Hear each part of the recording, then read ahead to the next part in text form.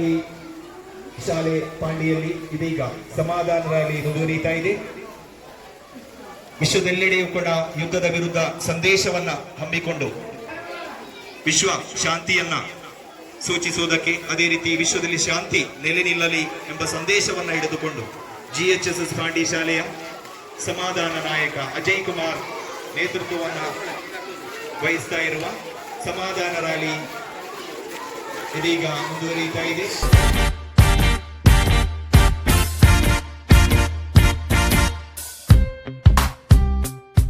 ശാന്തിയുടെയും സമാധാനത്തിന്റെയും സന്ദേശം നൽകിക്കൊണ്ട് GHSS പാണ്ഡ്യ സ്കൂളിലെ അജയ് കുമാർ നയിക്കുന്ന സമാധാന റാലി മുന്നേറിക്കൊണ്ടിരിക്കുകയാണ്.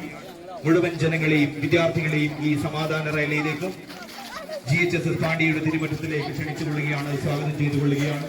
നമ്മുടെ ഇന്നത്തെ ഈ പരിപാടി മുഖ്യാതിഥിയായി എത്തിച്ചേരുകയാണ് സ്കൂളിന്റെ ആദരണീയനായ principal sir Shri Jinu sir. അതുപോലെ പതാക കൈമാറിക്കൊണ്ട് നമ്മുടെ പരിപാടി ഉദ്ഘാടനം ചെയ്തിരിക്കുകയാണ് നമ്മുടെ ശ്രീകരനായ PT പ്രസിഡന്റ്.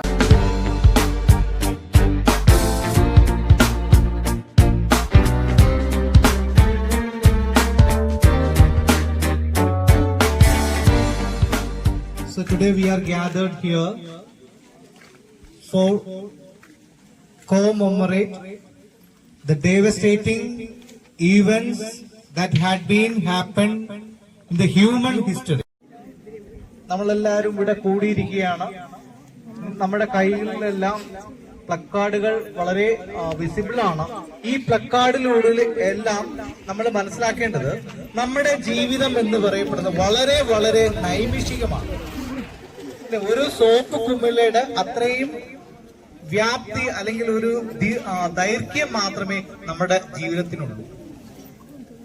വരും തലമുറകളാകുന്ന നിങ്ങൾക്ക് ഈ ഒരു ദിവസം ഒരു പാഠമാണ്.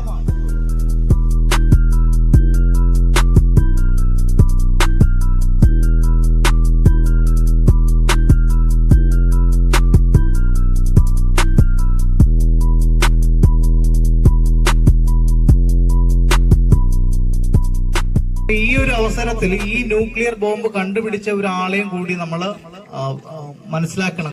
ആരാണ്? The father of nuclear bomb. അല്ലെ, ചെറുപ്പകാലം തൊട്ട് തന്നെ അദ്ദേഹം ഫിസിക്സിലും കെമിസ്ട്രിയിലും വളരെ പ്രഗത്ഭനായിരുന്നു. യുദ്ധവിരുദ്ധ റാലിക്ക് കൃത്യമായ ആശംസകൾ നേരുകയാണ്.